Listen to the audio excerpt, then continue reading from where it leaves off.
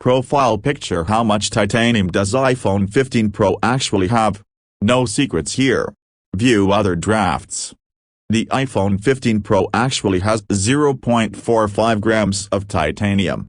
This is the same amount of titanium that is in the iPhone 14 Pro.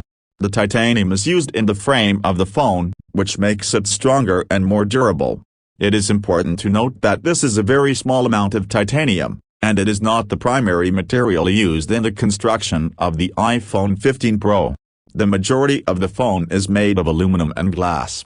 Some people have criticized Apple for using such a small amount of titanium in the iPhone 15 Pro, arguing that it is not enough to make a significant difference in the durability of the phone.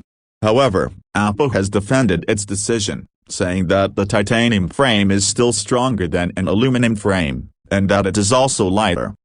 Ultimately, whether or not you think the iPhone 15 Pro has enough titanium is a matter of personal opinion.